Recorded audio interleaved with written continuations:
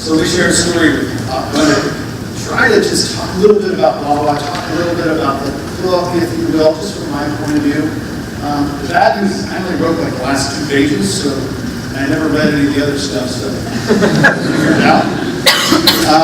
So if you want to audit and ask questions, then you might be in trouble.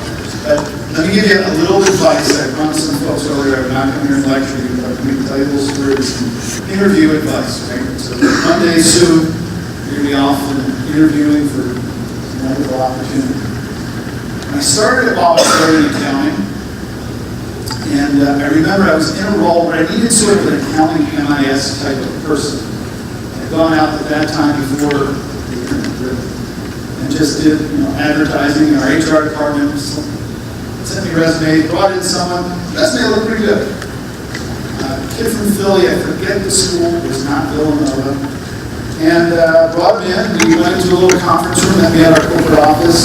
He sat down, I sat down, and you have your interview process that you go through. In fact, then it was pretty ad hoc.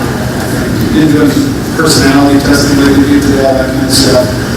I could tell as a hiring manager at the time, about 38 seconds into this interview, it was going south. He just really, on his resume, I would say, it just didn't seem like that was coming out of his mouth. Really, after a quick few minutes. So I did the right thing and worked to the end. And at the end of the interview, pretty quickly, I said to him, so what questions do you have for me?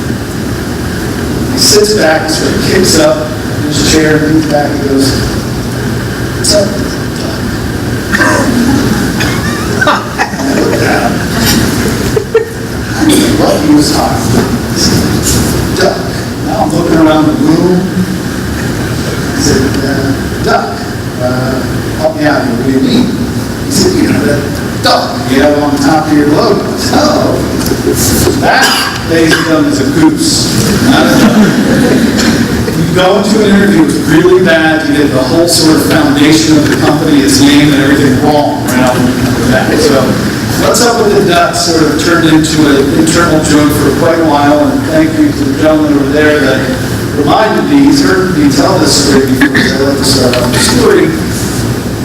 You're going to go to interviews, you read about Wawa, hopefully you all know that Wawa stands for what? Goose, in Canada Goose specifically. And we got that term, why? Because our office, which was our family's summer home, which was the place where we originated the Wawa Dairy, happens to be a part of our near southeastern Pennsylvania where the Native Americans were, and they hunt goose, and their term for goose was. And so the train station before our dairy and the post office before our dairy we called the Wawa train station and post office. We created the dairy. Family thought it was a good name. Wawa Dairy lived the Wawa. There you go. There's your history lesson. So, the book was meant to be a business plan. It was meant to really be our former CEO's reflections on leadership. And I'd say some of that's in there, but being actually involved in the process, it turned into a historical account, it turned into a cultural piece, it turned into how a business became from something small to something large and still its values. So I don't want to go through all of the book. But I want to share some points of view that at least I have. So Wawa's been around over 200 years actually. The dairy was a hobby, believe it or not. Before that, the late 1600s, the Wood family came over, they settled in southern New Jersey, and frankly, we're in all kinds of businesses. Textile mill, to an iron foundry, and from that, you can still find high fire hydrants in parts of the country that will say RD Wood. So, a long cry from hoagies and fuel, but entrepreneurs nonetheless still involved in business. So who are we today? We have over actually 23,000 associates, 663 stores across those states. So you'll see really we're a mid-Atlantic company with the addition of Florida in the last 2 years. We had in Florida, I'll talk about that a little bit more, but in 27 months now, open in Florida, we have 51 stores open, so we are in one of the biggest growth phases in our company's history. Why? Because we think we have something special. And frankly, in business, when others can't grow, can't perform, you are, it's a good time to take advantage.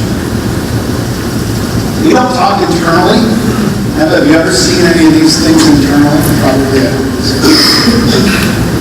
So we don't really talk internally. We don't even share an internal financial statement that has total sales. Because when you're in the fuel business, whether I sell a gallon of fuel at $3.99 a gallon or $1.99 a gallon, that'll influence your sales greatly. It really doesn't influence your business at all, because I make the same margin almost at any price.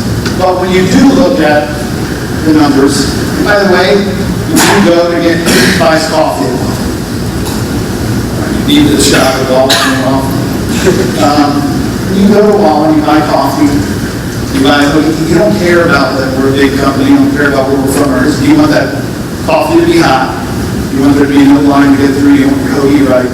And when you do that, right, and focus on that, that's really our internal mission. The numbers begin to add up over time. So you can see there, the one that I actually think is the most impressive is Wawa sells the seventh most coffee in the country.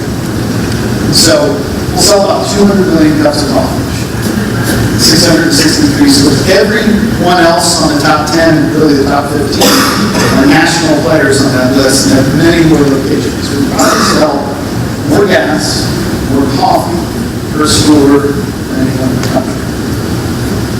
Thank you, Steve. All right. So a few things about us that hopefully resonated in the book. I think are really part and parcel of our DNA and what we stand for as a company. Private ownership. So I went to public accounting when I graduated from Villanova. It was a wonderful career. I would never really work for a public company. Private companies have a unique ability to think long term. So our structure, which I'll show you in a minute, is about family and associate ownership. And as a private company, I don't go on road shows, I don't do quarterly earnings calls, I don't do any of that stuff that public company CEOs have to. That, again, doesn't help make a hoagie better, doesn't help make your experience different, doesn't help me find a better Wawa site in the store. So, not saying that public companies are evil, it's just for our culture and how we work, it would be consistent with our values. So when we went into Florida, as an example, we actually shared our entry plan. We don't mistake any of this for, well, we're just not financially savvy, or we have a reporting package and a capital structure that naturally is complex than any public. But when we went into Florida, our mission was to make a great first impression and to build a concentrated retail network with a fan base by 2020. We entered in 2012. That was 8 years ago. And what happened between 2012 and 2020, well, we wanted to make money, and it was all about getting density of stores to create a fan base with our new customers. If you're a public company, you're thinking about what are my impact on my earnings going to be next quarter, the following quarter, the following quarter. So we frankly had a competitive advantage when we went into Florida. And doing that. Being a private company is how to be, really. And we share ownership. So, if you work for Wawa for more than a year, for 21, you will get work a minimum of 1,000 hours, about 20 hours a week. You become an employee owner. You give about roughly 15 cents on every dollar you earn in your paycheck to you free in Wawa stock. That's one of the highest contributions of any company in the country. And that goes into our ESOP. We're one of the largest employee stock ownership programs in the country. So that's 41% of Wawa's owned by our employees without them putting $1 out of their pocket. Why? It's the right thing to do. And by the way, it's a competitive advantage. So when you go into a Wawa, that's typically in that store, not just someone who's on the payroll, but someone who's known. So when I wake up every morning, I'm working for the people who are serving you coffee and hoagies and keeping the store clean. That's our culture. We'll talk about servant leadership and what that means. Literally, that's close to $1 billion of value that our associates have created over time. So they leave Wawa not going to have to worry about Social Security being around. So one of the points there's a lot of companies, a lot of family businesses, right, that have grown much bigger than Wawa. Not many that have done that. That green could have been with the red. That could have been with the founding family. They chose to, and their values have permeated our organization and continue to, whether I'm CEO or not. That could have been put in their pockets. They don't work largely in business. And they want to make sure that the profits are shared with people. And servant leadership. So when you come out of school, you're going to be skilled. You're going to be highly skilled. Some of you are highly skilled right now. You're going to enter the workforce, and you're going to focus and use those skills well. I would also encourage you over time to build a leadership mentality. And so the leadership mentality we have at Wawa, and probably why I'm in the role I have that's consistent with my own internal beliefs, is something called servant leadership. Dr. Robert Greenleaf wrote some books on it, and some others. There's some basis in Christianity, although that's not why we use it or how we've looked at it, but servant leadership simply is about, and especially in the service business, it simply says, my job isn't to lead top men. Have you ever been to Red River corporate offices? No. If you were, I don't have a car, I park in the back. They probably have one of the smaller offices.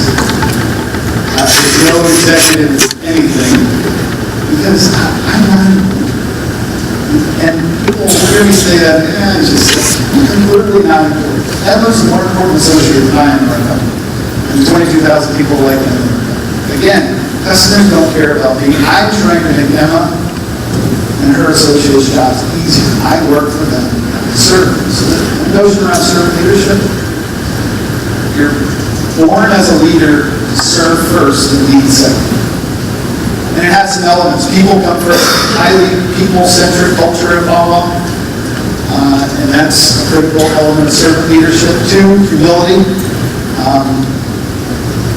There's not many egos at Wawa. People, even very senior roles in the company, that have egos and opinions. Don't last in our company. That's not, they get fired. Culture just doesn't exist. And then respect. Respect is, how do you make someone feel more important than they feel themselves? That's what it's about. Authority over power. So again, there's a work chart somewhere, I'm sure, that shows me up top, and a whole bunch of people under me. I don't get to direct people because of that. I have to earn authority every day as a leader. Every day I get up, I have to make sure that the beautiful words Emma said, I'm earning it. That's not the thing I tell you. And accountability. So it's not soft. It's not soft at all. Servant leadership, and we practice this. We actually have customized leadership training on servant leadership that rolls all the way through every leadership level in our organization. And it's not soft. It's not about, well, there's a gesture to do whatever I want, and we're one big happy family, so there's no accountability. Not at all. Servant leadership certainly has elements of accountability. We stand for a number of core values, which I understand play a role in kicking this book. I would tell you that these aren't my words. These are 20,000 plus associates' words. We went out years ago and said, what are the core values we display as an organization? And we did surveys and focus groups and teams, and they came back and said, these are they. And the reason, if I could leave you with anything, the reason I love my job is because my own internal moral compass is exactly pointing in the same direction as these. You have to be real, you have to be authentic. Your private inside voice has to match your public voice in order to be a good leader, really be authentic. And everything we talk about in terms of core values in the company match my own core values. I'm going to tell you, you go out to the business world, I was in an organization, not for a short period of time, where I found out quickly my core values didn't match, and I left. That you will find times in your careers in the future. I urge you to say the places you'll be most happy with, to be most successful with, the places that, organizations that have the culture that are consistent. So I went through a process when I got into my role a little bit before. We have a core purpose and mission, so Every company has a purpose and a mission and a vision, and we sort of blended those together. But our mission in the Jim Collins framework was to simplify our customers' daily lives. That's why we existed as an organization. Yet when I got into my role, I talked to a lot of vendors, talked to customers, I talked to associates, and what I got replayed to me were stories that were different. Yeah, you simplify my daily life. You have a cheap gas price, I can get in and out quick. I heard stories that were well beyond that. What Emma and her peers were doing at store level was making this emotional bond and connection with their customers. So I started to explore that more, and I looked out at other retailers and what their mission was. And remember the context: 7-Eleven, convenience without compromise, to make life a little easier for our guests. Our current stated mission was to simplify our customers' daily lives. Wawa does not aspire to be 7-Eleven. Maybe the other way around. It's a lot similar to what we had as our mission. Sheets, anybody ever hear Sheets? Anybody from PA or West Virginia? So Sheets is a very well-run organization, very similar in many ways, except a different veneer. And Wawa provide fast, friendly service, quality products in clean, convenient locations. It talks about what they do, not why they do it. Dunkin', all heard of Dunkin', and they can serve the freshest, most delicious coffee done quickly, courteously, and highly. It's just very clinical. If I read that as someone wanting to work at Dunkin', whether in a store or a leadership role, you don't get inspired. Chipotle, guys, eat at Chipotle? Anybody? Food with integrity. It's a little different.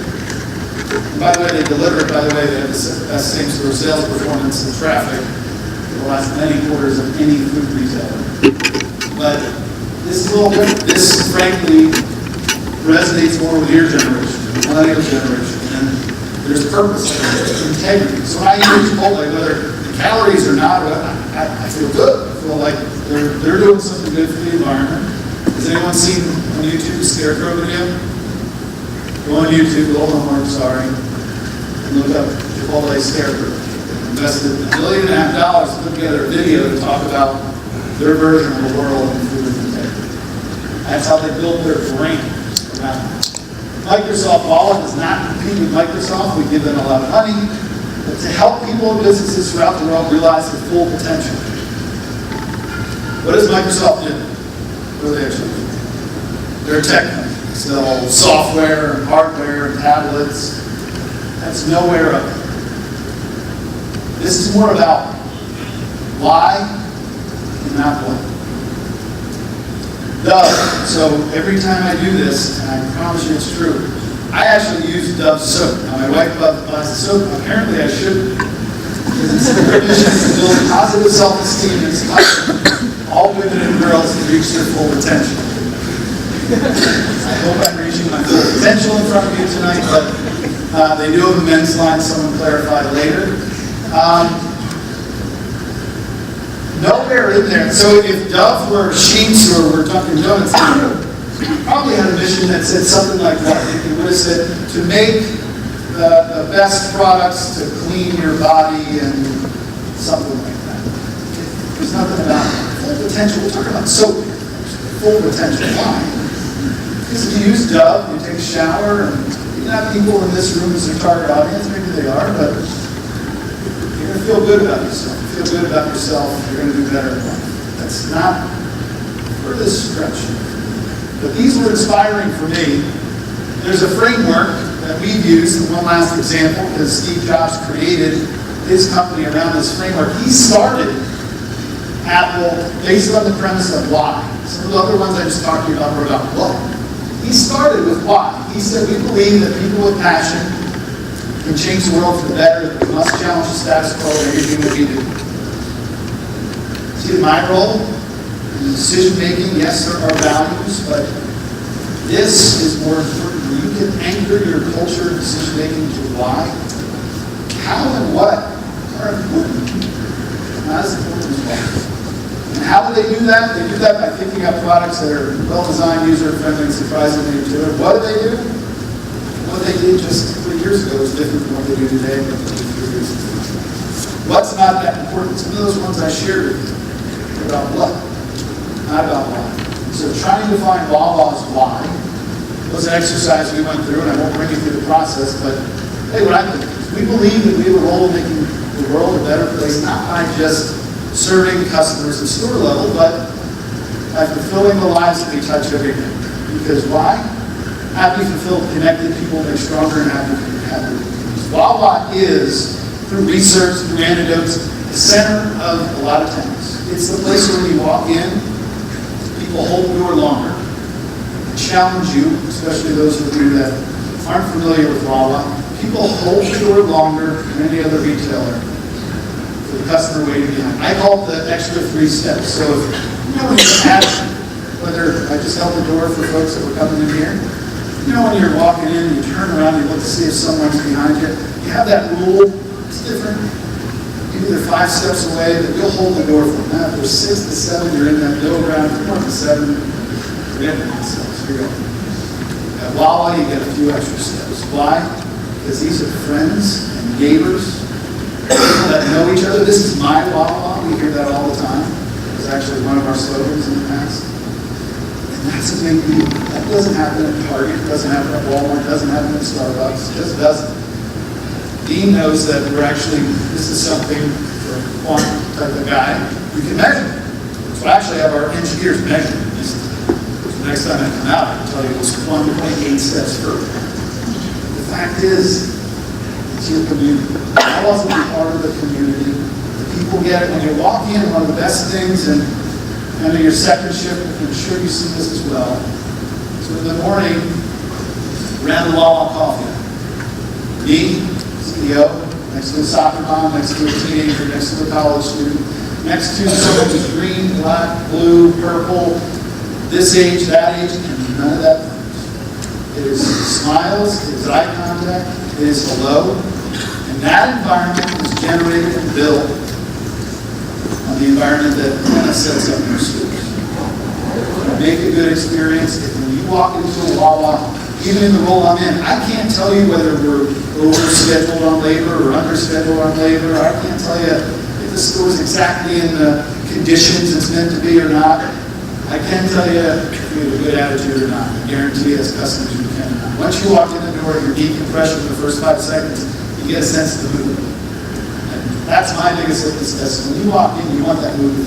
Associates talking to each other, they have in front of their talking with customers. That's what that's all about. That's what we preach. You get that right, business isn't about what's the price of your hoodie. Business isn't about how many cups of coffee. Business is about, in our case, creating a niche that we don't think anyone else has. And that is create an environment and a connection between yourself, your associates, your customers, and your community, no matter who comes into your space. That's a really tough thing to do. And how do we do that? With great associates that build lasting relationships with communities and people like us. So with our 50th anniversary this year, we launched the Wawa Foundation, which will give $50 million back over the next 5 years to our local communities and support areas that are important, areas that are important to our local communities. Necessarily do that because it's good business. We do that because it's part of our need. What? Fresh food, fuel, beverage. It's much broader calling.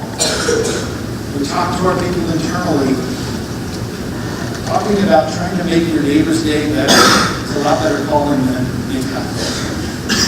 So that's what we term the tagline, fulfilling lives every day. That's simplifying customers' lives has gone to fulfilling our customers' lives as well. So let me speed it up a little bit.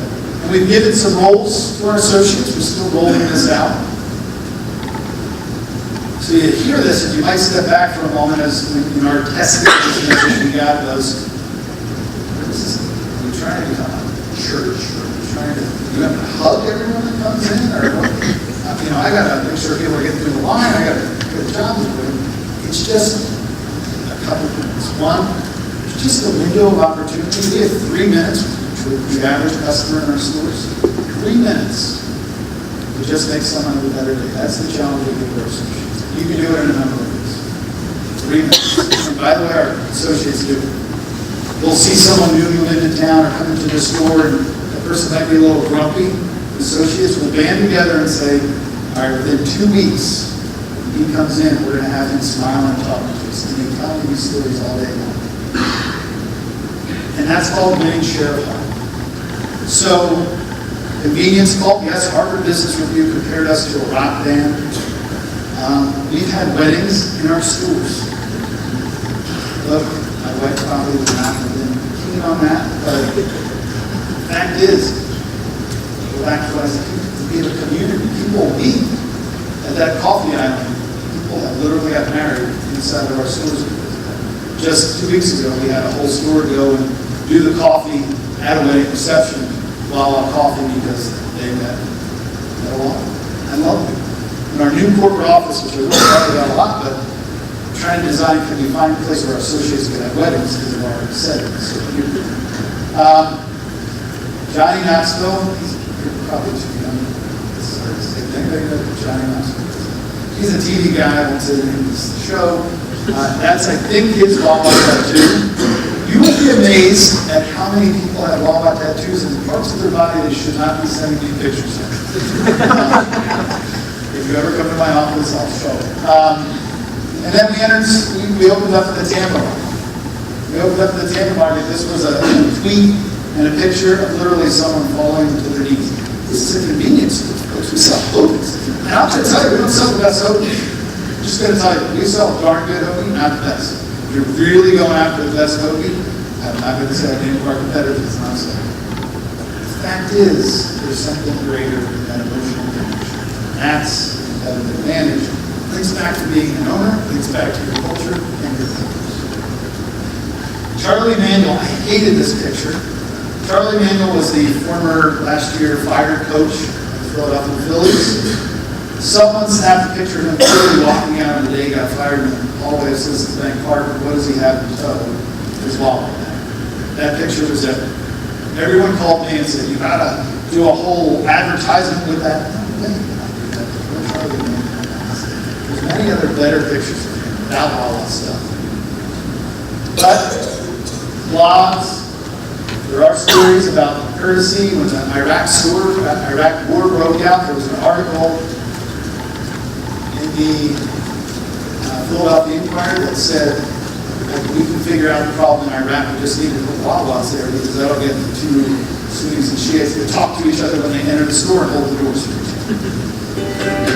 To the office escape artist, the sweet tooth tamer, and the #1 grandpa. We're here with a treat whenever you need a little pick-me-up. There's no place like Wawa. I showed you that largely because that's our new Florida store design as well as our new design here. We do not work in a store like that.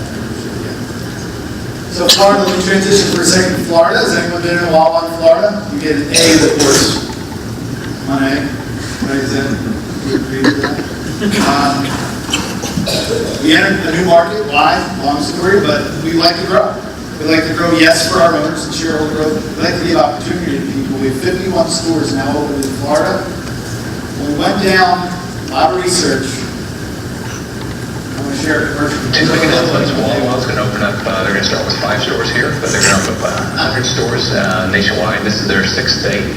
So hopefully you like their coffee, their hoagies, things like that. Free ATM. I love Wawa. Some describe Wawa's customer following as cult-like. If the turnout from the convenience chain's first Central Florida store near SeaWorld is any indication, that description is dead on. We drove 2.5 hours to get here last night. Are you nuts? No, we got a hotel room, we made a party out of it. Literally hundreds of people crowded in, shoulder to shoulder, just to get their Wawa. Wawa's great. Inside the store, people are waiting 45 minutes to an hour or more for their sandwiches. Meanwhile, Alex people were parking nearly a block away to be a part of the Wawa experience. I'm just saying, Wawa must be pretty excellent. There's this many people here. The question is, why? Everyone we talk with says, the best smoothie I've ever tasted, ever. Pretty much that same thing. People like tourist Michelle and Chris Moran. Friendly service. Friendliness of the stores. The quality of the food, everything. It's not really like your typical convenience store. It's just, I don't know, it's better. A truly fanatical for Central Florida's newest convenience store. Tom Johnson, Fox 35. So that was our first day, July 2012, we opened in Florida. We really didn't know what was going to happen. We had to go back and remodel the first 10 stores 3 months after we opened them because we were out of capacity. We couldn't serve customers enough. And again, we knew 33% of the people in the central Orlando market knew what Wawa was. They were transplants or shop there for research. We didn't know they were all going to come to us. And they didn't. When I handed a hoagie, I was even making hoagies. That's how bad it was. And I handed a hoagie in that day to a customer. They had ordered the hoagie 2.5 hours ago. Right? Because it's on the slip. And I looked and said, I am so sorry. We were so overwhelmed. And he looked at me and said, I love Wawa. This is all I care about. Thank you. And it was the best day. There's a connection that I wish I could explain. There's a connection that's similar in there. There's something about this. What is a Wawa? It's hard to explain. So the best thing that I wouldn't use the terms typically in a setting, but they call Wawa 7-Eleven experience. We've got 7,000 people here to go through this. I think it's a lot. It's a big part of it. So Florida, we actually have 51 stores open. It's a big deal. We put seating outside. We'll have 300 stores, we think, in the next decade in Florida. We put seating outside in Florida. We don't have seating anywhere else. The reason really is because we wanted people in Florida. See, in most of the world, there's no gas stations that sell good food. So how many of you, before you saw the local, came here and never even heard of it? Bunch, right? You probably still wondering what this guy talking about. So the fact is, we wanted to put seating out front because most parts of the world, you see a gas station, you're not going to get any good. All you can. Seating was a symbol that if there's seating, psychologically, there must be food, the food must be decent. That's how the research is. People use the seating now 24/7. They bring the seating up here as well. And 50th anniversary, we had that this year as another just milestone. We gave away free coffee. Internally, we argued, is free coffee too much? It's a lot of money to give away free coffee, actually. Or is it not enough? Our customers, we've never done it. Our customers are going to hate us, they're going to love us. I actually declared, which I don't go off, just give it away. Just give away free coffee. Don't sell it for 50 cents. We gave away 1.3 million cups of coffee that day across our chain. Typically, we would have sold about 500,000 cups that day. 1.3 million. People, again, love free, love coffee. They really connected. An anniversary One thing. Wawa stores turned 50 years old this Wednesday.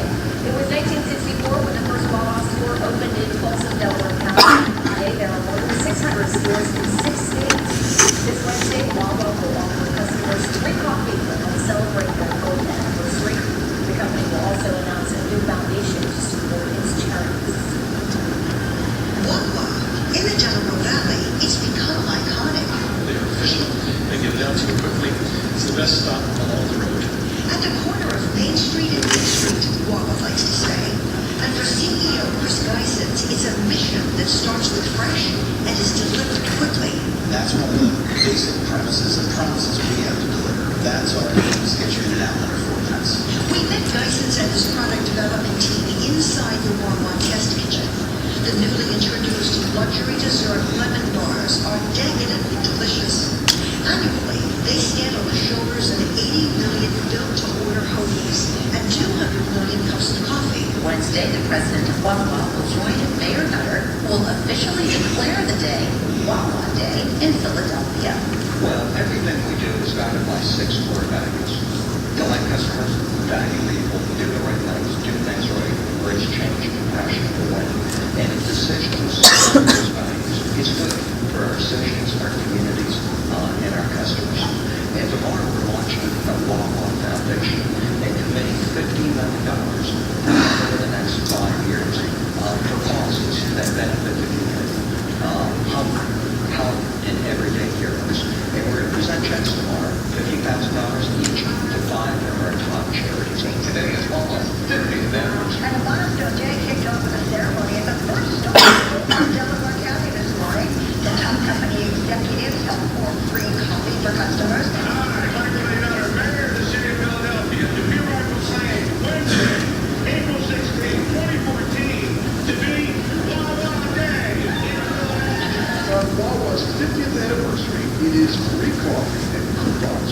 codes. Everything in one place. So it is consistent, it's the same for sure as it is up here. People are fantastic. Great customer service, great smiles. You see them in stores all the time, and they just love to take care of our customers. The employees here, a lot of our people like family. It's like a second family when I come in. It doesn't feel like I'm coming to a store.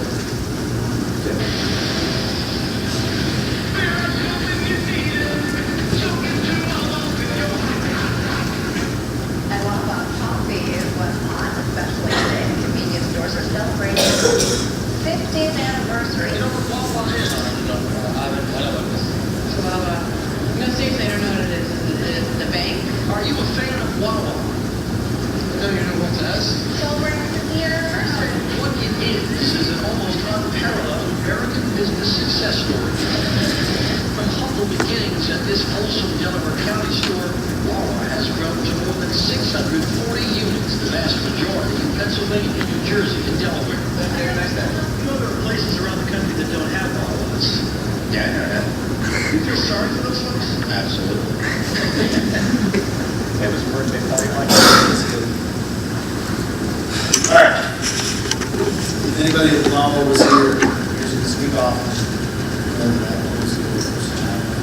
Stop there. I went over a few minutes. I think what I leave you with is, hopefully for those of you that know all of this, resumes are over.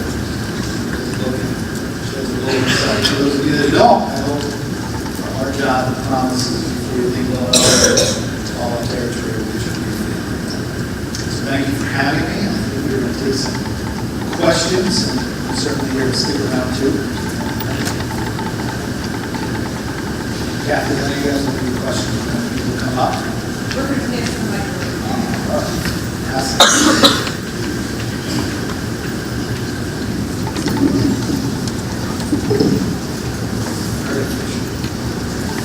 All jump up at once. Anybody have a question?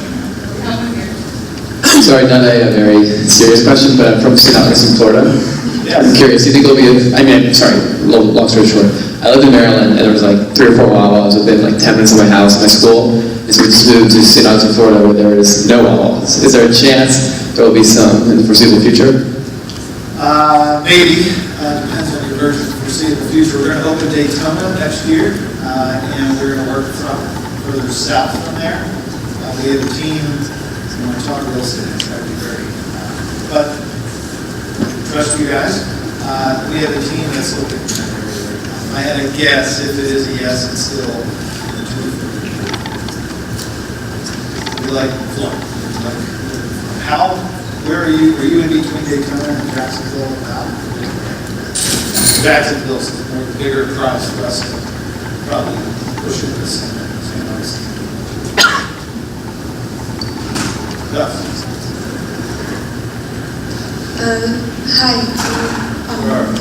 Yes. I was wondering what is one of the biggest things that keeps the culture in Wawa so pure? Because, how do you keep all of your executives so focused on the same goal of helping customers? That's a really good question. I got to tell you, quite frankly, my role as CEO just for 20-ish months now, that's been a challenge. Because you have business objectives. You want to make more profit. You want to serve more customers. You want to open new stores. You want to be more efficient. And sometimes when you have a culture that typically permeates all of that, sometimes it doesn't. So our job internally is to have one me. And someone said this morning, but I am equally the chief cultural officer as the chief executive officer. So my job is to make sure my team and the organization is culture first, people first, customers first. And then I have milestone or listening posts. So I've created a general manager, store general manager council, as an example, that I have come meet with me once a month. They're the folks at the store level that really, something's done, it lands on the desk one way or the other in the store. They're the ones that are and we're in the stores a lot. We're in the stores either working, we're on tour in stores at least a couple times a month. Again, you're talking to associates. So we're a pretty high-touch organization, meeting with 22,000 associates in the field a lot.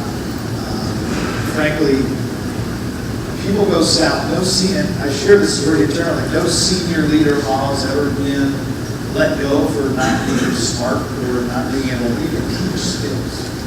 Culture is important. So we screen for that up front, and sometimes when a leader comes through that isn't really a match, they find their way on themselves outside the organization. It's just going to be successful. It's tough. It's tough to come down to business and goals and culture. That's the question. Yeah. Obviously, Walla seems like a very pleasurable place to work and almost has a magical atmosphere. But what was the main thing that attracted you to apply for the Walla job? Yeah, and if I be authentic, Walla's not perfect. So there are certainly stewards and departments you can work in and not have the Walla experience I just shared, but that's our job as leaders to try to make it. I worked for Deloitte. Walla was compliant, so I have to be on the other side of the fence, but in Walla for a few months a year, at least every year for a number of years. And at that time, no one from Deloitte ever jumped the fence, if you will, and worked for Walla. You could just get a sense of the business model. So I was always attracted to retail because it's tangible. You go to a cocktail party, people know Walla. They have a Walla experience. I like it. I like the people aspect. Community aspect, I like the capability of retail, so the business model, and then two, the culture at the corporate office and in the schools. I saw the way the founding family, the senior leadership really treated and set a family-led culture for their environment and their staff, and that was really attractive. And it was just a growing, fun business. The culture was the key. I couldn't tell you I could have read off or recited the 6 core values before I joined, but that's what kept me there afterwards when I really realized it's not just people who are nice to each other, there's a set of core values that everything consistent. What else? Yeah. What did you think you were going to do professionally in your professional? I have no idea.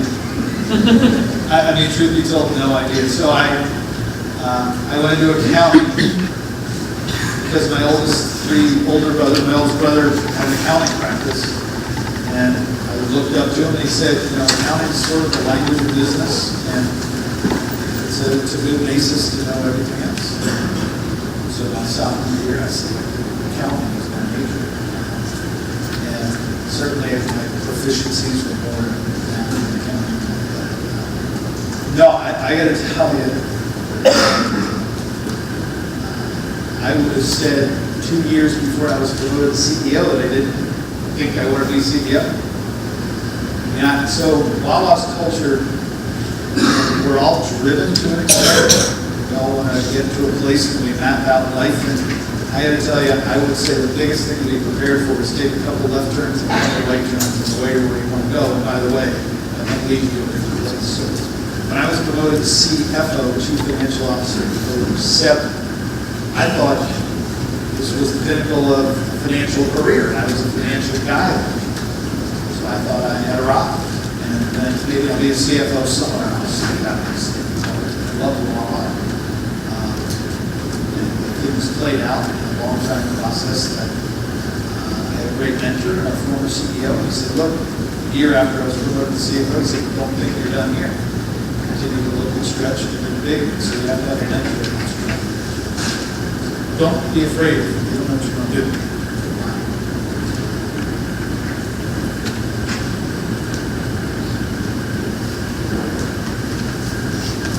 What do you think is Walla's biggest weakness? Weakness?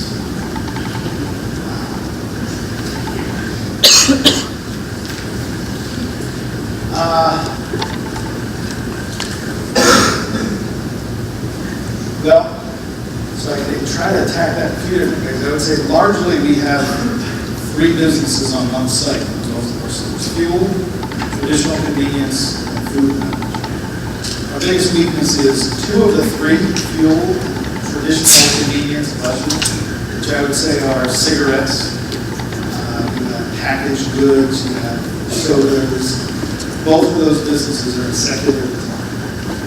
So the long-term prospect for Walla is we need to bring and make a fresh food and beverage business that will outpace the loss in the other 2 segments. That's been part of our culture for a long time. We have really part of our business model, fresh foods, but we are still a convenience store. And when people think of Wawa, they don't think of us like in the same mindset as necessarily Panera or Chipotle or others. Not all of them.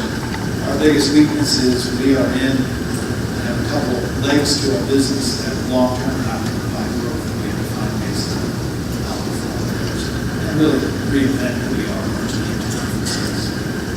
There's others that are the biggest ones. Consistency of our operations.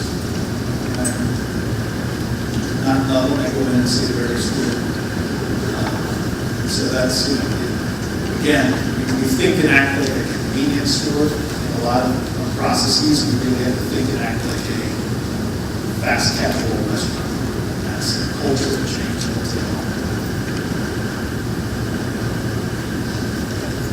Do you think Wawa is ever going to come to Miami? I do. Just we just secured a site in North Miami. Dade County is not easy. We're not used to doing business there. So we're looking at Palm Beach and Broward County first, and we'll enter Dade County, Miami market. Unfortunately, the irrational amount of South American money that's going into Miami makes a corner that we would pay $1.5 million for right here, $5 million down there. So the economics are a little skewed right now, but as long as that, we can figure that out. Yeah, I do stay to the day in Miami with about 5 years.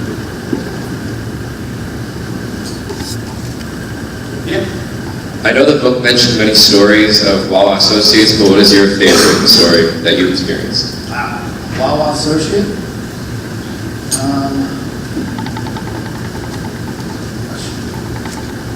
So many.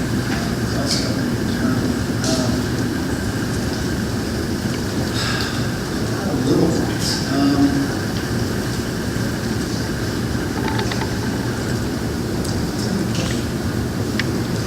I should have a CEO good answer.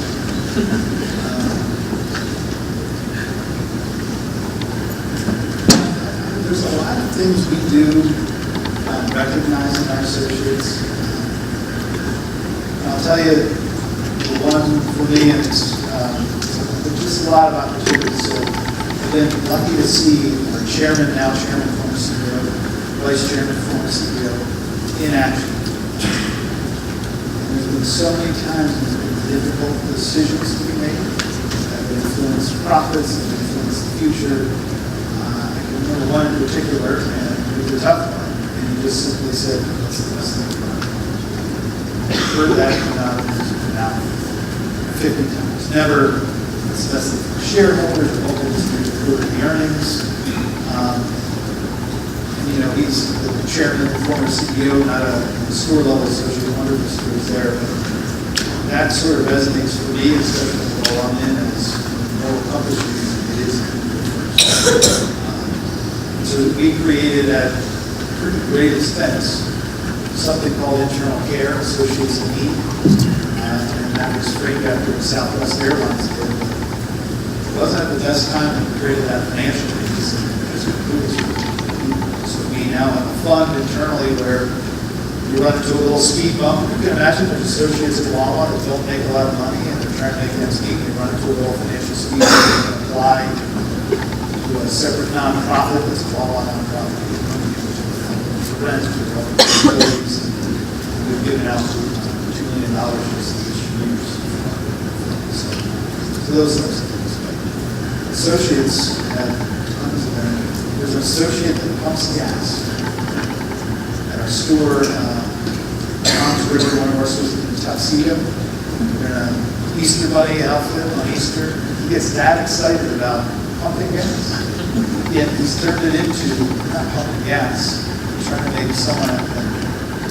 And he has the most customer positive letters sent from any associate with stacks. Because this guy who you get her at a gas station, for those of you that don't know New Jersey, they pump for gas. Pumps for gas, it's not a great experience. He's taking that to a different level. We have, it's probably why it's hard to answer, and 500 stores. What else?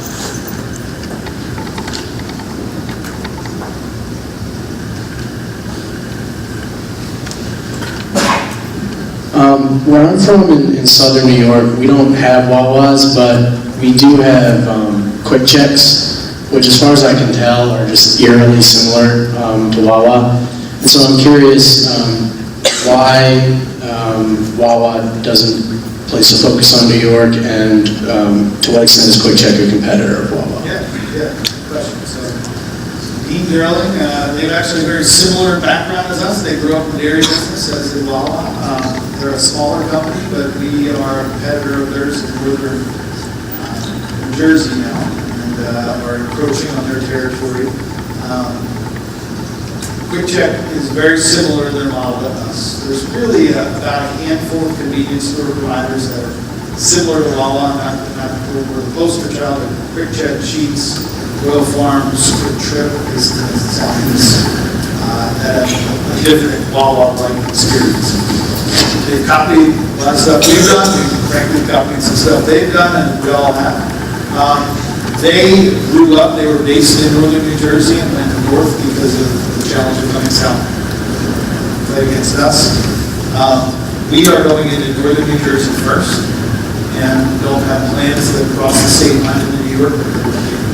So it's really, we had jumped all the way to Connecticut in the early 80s. Failed. And there were dozens of stores open. The reason we failed is we sort of outkicked our coverage, frankly. We kicked well beyond what the brand was recognized. And we had poor sites, and the supply chain struggled, and frankly, we sold off the market. So we retrenched decades later and focused more south. We'll go to northern Jersey to try to get there now, and see us eventually going up there. At the end of I'm getting to a financial discussion. This element called break even, my business model, what's the lowest cents per gallon I can make on the whole site to break even? And whoever, largely economic analysis, whoever has the lowest break even wins at the end of the day, generally speaking. We can look at those competitors, we have a lower break even because our inside of our stores is profitable. There's I think we're a good defensive building. I can't tell you what coming to your hometown soon, but give us some time. I am sure you have better things to do than sit here asking questions. So, thank you all very much for coming.